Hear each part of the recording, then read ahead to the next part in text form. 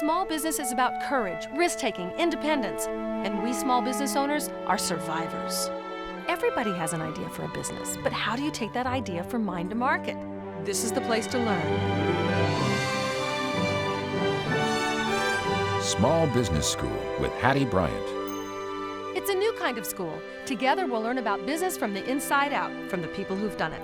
We'll meet the men and women who are today's pioneers and quiet heroes. Their lives are the textbooks. Our classroom is the world.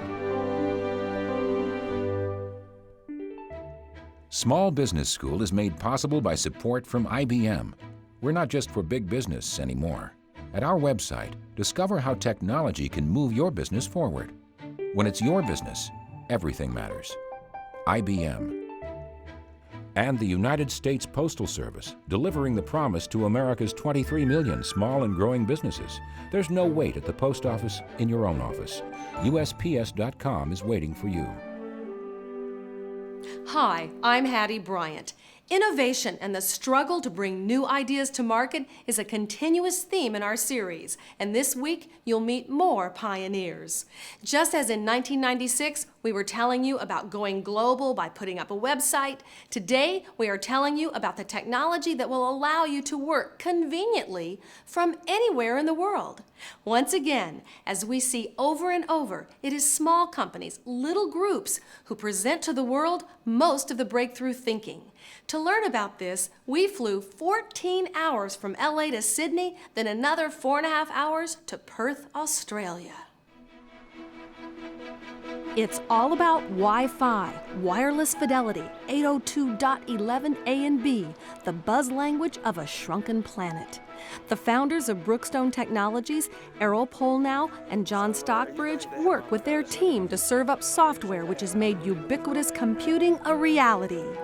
These programmers have made it possible for us to serve customers faster and better, capture and manage all forms of communications, and manage projects in a collaborative environment with ease of use being their unique selling proposition. I started thinking about a virtual office kind of system as early as 1993. And in those days, it was a theory because the technology wasn't quite there. And as technology began to emerge, the opportunity arose for me to have a prototype built. And so I spent, I guess since 1993 onwards, working on the concept of the electronic conduct of business and the virtual office. So Hattie, one of the reasons we invented this program is so that I could spend more time on the course. Our customers buy a product called the Brookstone Virtual Office, and it's a suite of software applications, and what it's designed to do is to manage and treat the knowledge inherent in a company as an asset.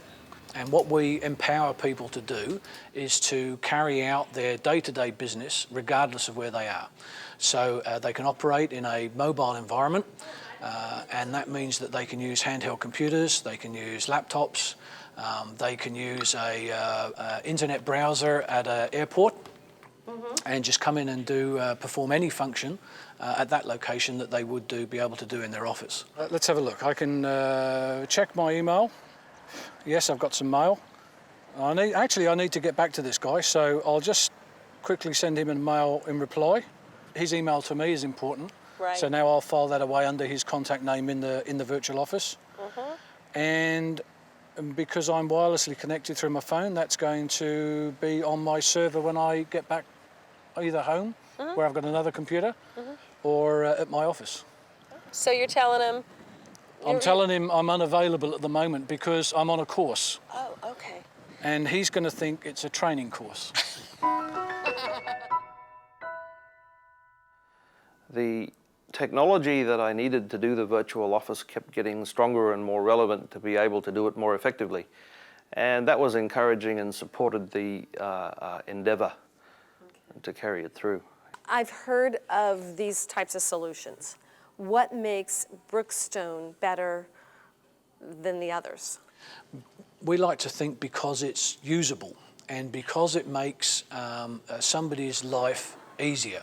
So what will happen, for example, if I create a meeting report and the dates in the future, my electronic calendar is automatically updated, my personal computer's updated, my laptop computer's updated, my portable computer's updated. It winds up on my Palm device if I'm using that type of product, from one entry. So I enter once data, Yes. and it populates to these different files on my desktop. Yes. Wow. What we've done is we've brought all these applications together with a centralized contact manager. And from now on, whenever we grow this and build new applications, we simply link our contact manager to the new application. All those links are already in place. We just have to program in a few more links and voila, up we've got a new system working. It's very quick. I like it from that perspective. It's a simple design, but it took a long time to figure it out. For example, one of the modules we have is a customer care module, which is essentially a help desk. So I can, from my help desk, take a call from a customer and I can automatically assign it to an engineer who can fix the problem. And not only does he not have to be in the building, he can be remote and I can get to him wirelessly or by a telephone, but he doesn't have to be an employee, so he could also be a contractor. So Joseph, I was thinking maybe you could explain how the project manager works. Okay. Let me just get in and show you. Mm-hmm. Project manager. Basically, you can create a main project, and then you got the options creating tasks under the main project. Okay. Or you can separate the project into sub-projects as well, Right. and then create the tasks under the sub-project. Okay. So let me just show you. So it depends. With certain customers, they do the sub-projects and some don't, right? Depends Depending on for how big the project is. the complexity. Yeah. If it's a big project, then you can separate down. Sure, sure. Just go in and create a new project. Okay, then you select your customer for the project. Type in the name, the project. Just a description. Right. It keeps track of your hours. Then, Right. like you say, it takes 100 hours to complete, and then you can say, I've only notify done me 10. if there's 20 hours left. Oh, I see, So, I yeah. see, I see. Sort of a motivation technique. Sort of you've only got 20 hours left in your budget, so you better hurry up. Yeah. Right?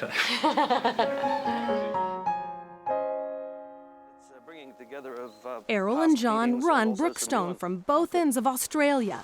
So I've got some contacts that I've still got in Malaysia that I need. This day we found them in Perth, a city that shares the same time zone with over 1/2 of the world's population and some of its fastest growing economies. Brookstone Technologies was a combination of two companies. So a company called NetSource, which has been formed since 1987, and then my partner Errol Polnow had a company called Brookstone Pacific. And it was Errol's idea to create this concept of the virtual office. And so we basically found each other at various trade shows, and we met over the years, and then we came together and decided there was a good partnership to be had from the two organisations getting together. So that's what we did.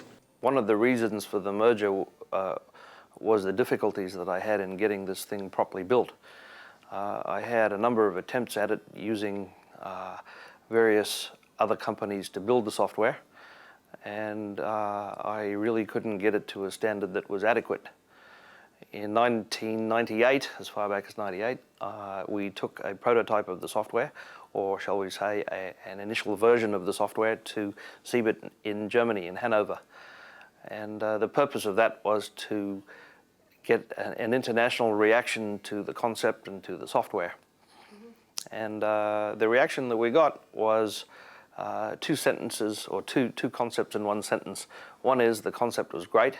The second was the execution was terrible. And I said to myself at the time, don't be upset. The purpose of coming here was to get the reaction, and you certainly got it. And so based on the reactions that we got over there, from the international community at the CeBIT fair in Hanover, and subsequently in the UK, was that the execution needed to be improved significantly. And that was a very constructive suggestion. And so I set about attempting to do that. And that's where you thought John may have the key, because he had a team that, and you respected John, or what? Because up to this point, people promised something and couldn't deliver it, or... That's correct. I think what John was doing with his team here in Perth was the other side of the same coin of what I was doing. What I was seeking to do was to develop a virtual office to facilitate the conduct of business electronically in geographically dispersed circumstances. And what John was doing was developing software which served as the engine which was capable of delivering that. But really what you've got to try and create is what somebody's going to buy. So there's no point trying to create something that you think's wonderful, because everybody else just may not use it. While John and the development team are in Perth, Errol meets in the Sydney office with Alistair Forrest, founder of Market Measure and a Brookstone customer. The new server just arrived in Perth, and the guys are busy working on it. On a perfect summer day, the two get out of the office to enjoy the city's famous harbor. Well, essentially Market Measure is extending the desktop to the investor, the funds manager, the trader. Let's have a coffee. Those people that like to go to the golf course occasionally or have a cup of coffee, and they like to feel in touch with the market. What we're saying is they don't have to be tied to the desktop anymore. They can go for lunch and enjoy meeting their customers or friends and still remain fully in control of their market exposures. If we see that, well, we think we're ahead of the field at the moment, but if we see that there is something that a particular customer or client wants, we're able to talk with the team in Perth, and they, bless their hearts, they just turn around and, you know, I don't know how they do it, but they do it, and we get a good result. But I am very impressed with the overall BVO platform. It is incredibly rich.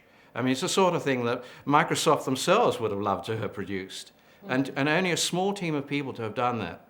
I think it's almost a sort of David and Goliath act. So it's really impressive, and it's rare to come across that in the IT world. People that can genuinely deliver, and deliver on time, and, you know, generally below budget.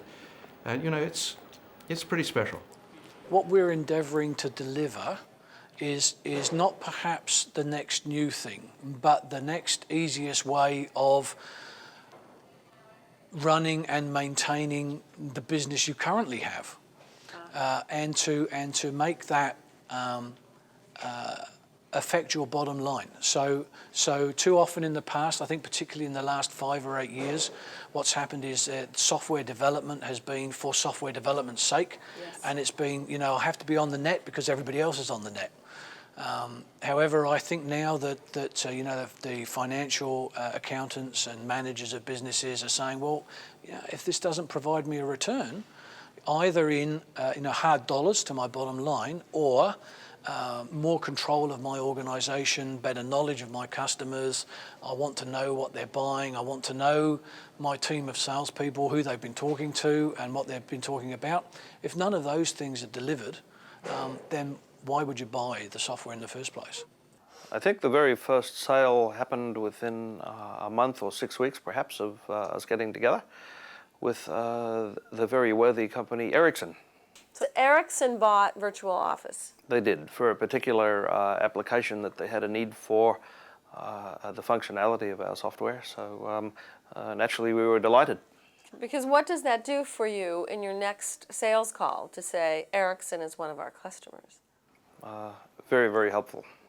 Did you target them thinking they're precisely the kind of organization we want using our product? And our target market, actually, apart from being cross-industry, is anybody who'll pay us.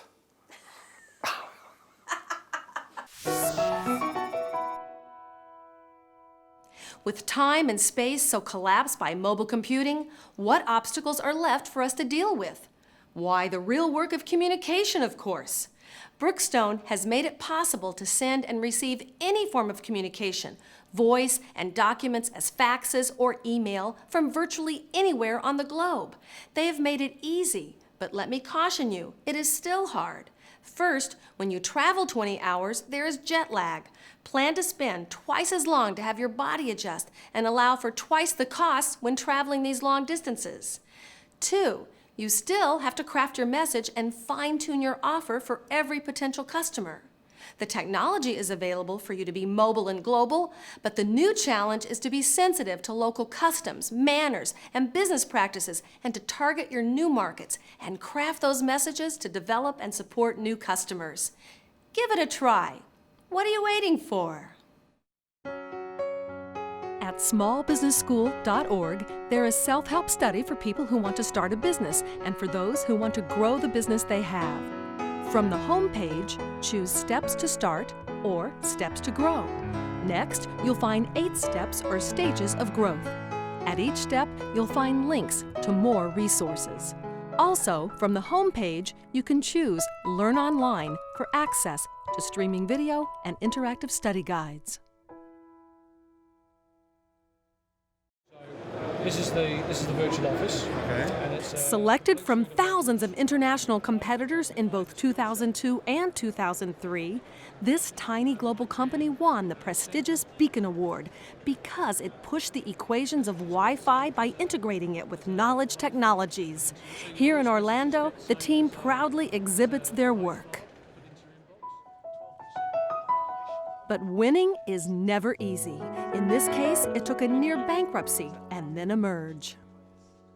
I think what I was lacking was the very happy, talented core skills that came with the merger with John, and that was something that added to the whole rather than took something away. You were stuck. You were stuck after 5 years of working on something, and it wasn't the way you wanted it to be. The picture hadn't come true yet. Correct. And so you found a partner, and within a few days, you made a sale. Yes, very quickly, yes. In fact, John and I have a very constructive, complementary set of skills each. He and I are totally different people, and each of our respective contributions add up to a very valuable whole. You owned your own business. Yes. Until 18 months ago, for like 15 years. Yes. Okay. Can you speak to the ups and downs of partnerships? There's always going to be problems in a partnership, in any partnership. And what you have to do is that you have to be sure in your own mind that when you start off in a partnership that A, you're going to have those problems, and B, that what you're trying to achieve is worthwhile enough to put effort into overcoming the problems as they come up, and they will come up. You have disagreements with your partners, you have disagreements about the way the product should be marketed, you have disagreements about what you should be developing. But in the end, you know, if you work together as a team, and it's as much as give and take in all things, you really need to arrive at some conclusion. And the rule is that once you've arrived and agreed at a method of doing something or a decision you've made, then you stick by that decision.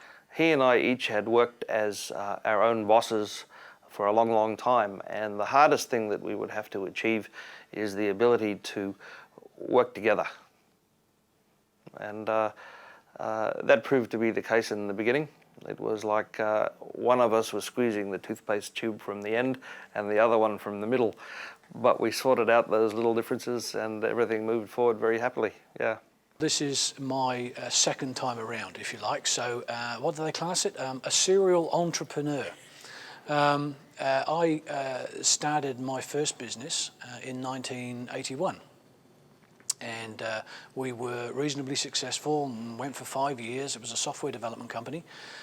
And we got involved in some financing overseas, which fell through, and I wound up having to close the company down. So what I did was I shut the company down and paid off all the debts myself. rather than declare bankruptcy or wind up owing anybody, you know, having people out of pocket. So, because I still wanted to live in Perth.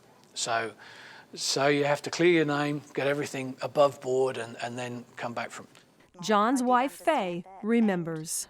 Probably too, you feel a little bit for your creditors and whatnot, so you don't really want to alienate to anybody that doesn't need to be alienated, because you might meet them down the track somewhere. So, I mean, if it's a little bit of hard work and you get through it, yeah. So in 1986, I was married with a family, sold my house, sold half my furniture, had 4 children under the age of 5. When I looked at my bank account after it was all done, I had $4.30. It was my total net assets. I think it was sad because the children were so small, and I really thought, well, what am I going to do to help, because I've got 4 little kids. And then I took in children and got money from that, and we worked from there. So yeah, we came through it, and John got a good job and he worked his way through it, and we came back up on top again. So we got there. I was fortunate enough that my name and reputation in the industry was very good. So I was able to get quite a reasonable job, and you work your way back up again. And then, you know, you get to the same situation where now I'm getting offers to go to the eastern states and get offers of jobs in Singapore. What do you do? No, you don't want to. You want to stay in Perth still. So you start your own business again. How long did it take you from that moment that you got the idea until you made money on that idea? It was about a half a decade, I guess. Right. People used to ask me how the business was going, and I used to say that we had an enormous cash flow. In fact, it was an embarrassingly large cash flow. The only problem is it was all out. You learn by your mistakes. So the first business around, no planning, no budgets, no controls, expenses sometimes out of the window, varying cash flow. And that was always a problem. And so, you know, these mistakes, you have to learn by them, you have to experience them, I guess, sometimes. Mm-hmm. You started a business because you wanted to stay in Perth. Yes. And you failed in business. Before, yes. In Perth. Yes. But you didn't allow the failure to hurt anybody because you wanted to stay in Perth. That's right. You invented a product, Virtual Office. Jointly with Errol, yes. That makes it easy for people to do work anywhere. Yes. Because you want to stay in Perth. That's right. You are one stubborn guy. Is that what it takes to make a business work? I think persistence, yeah. You've got to have a belief in what you want to achieve. We're a very small business. We're in a remote part of the world called Australia, down under. And we decided to target the whole planet, and our technology has helped us to do that.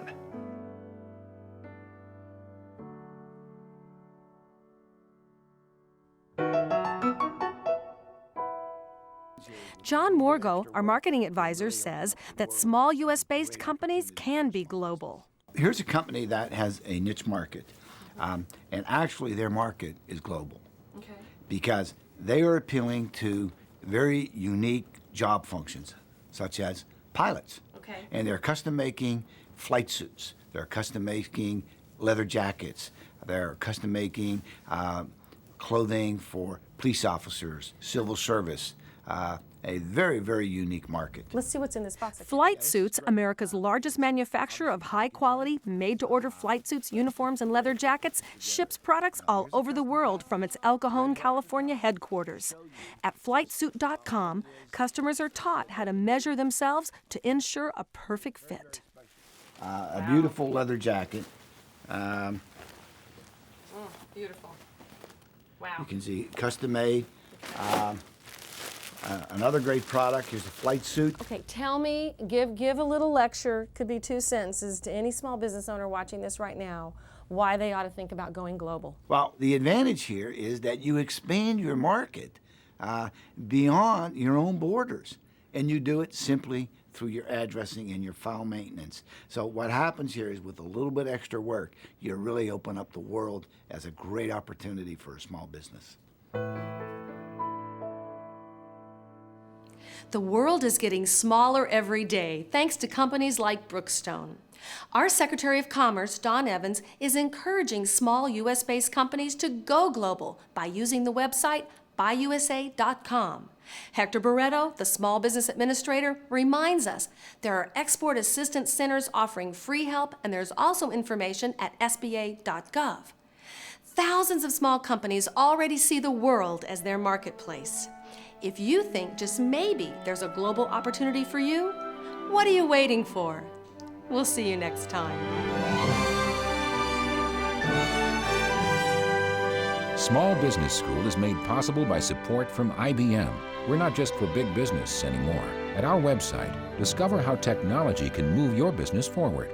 When it's your business, everything matters. IBM. And the United States Postal Service, delivering the promise to America's 23 million small and growing businesses. There's no wait at the post office in your own office. USPS.com is waiting for you. If you want to learn more about starting, running, and growing a business, come to our website, smallbusinessschool.org. There's streaming video and interactive study guides. The only way we can compete with big business is to be faster, smarter, and better. We are the engine of the American economy. We create the jobs.